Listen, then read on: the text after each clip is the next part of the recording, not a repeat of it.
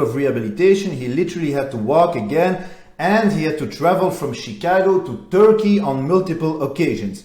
It seemed like these days everybody's going to Turkey, man. You need new teeth, you go to Turkey. You need some fat sucked out left and right, you go to freaking Turkey. You need new hair, you go to Turkey. You need new legs, you go.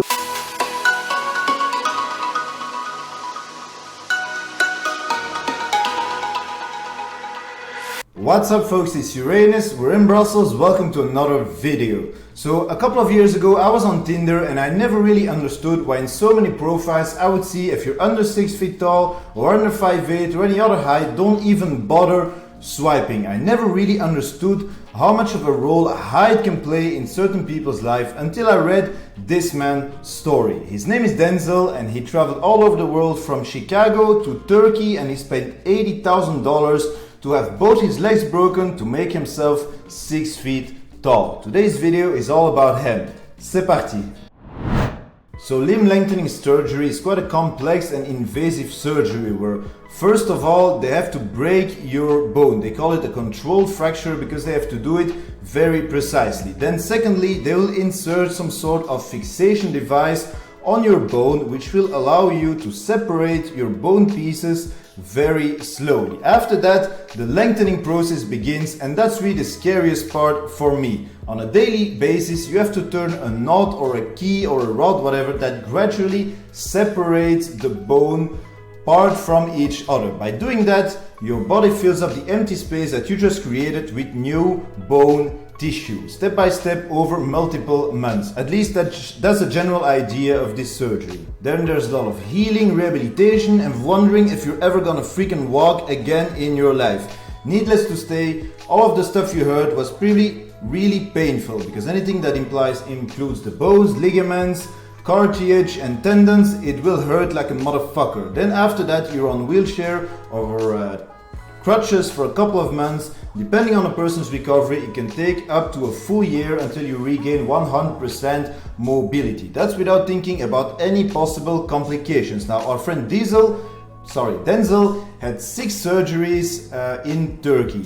At 27 and 5 feet 5 inches tall, he decided he had enough of bullying and years of self-depreciation. He also said he was sick and tired of always being the smallest person in the room. He was overlooked and he was ignored by women because of his height, and he was treated like a child basically everywhere. He was in the Navy for pretty much 8 years and they bullied him a lot. He was overlooked and he felt insecure because of larger men around him all the time. Also in his family, he was the least tall in his entire family and people would often make fun of him. Now, if you ask me, this is a typical case of low body self-esteem and body dysmorphia. I mean, this is a picture next to his colleagues in the Navy, and if you ask me, it doesn't strike me like as this man has a real height issue. I know plenty of people at around that height that have a really fulfilling life, and also in the gym. At that height, you gain a little bit of muscles and boom, you literally explode in the gym. Never forget,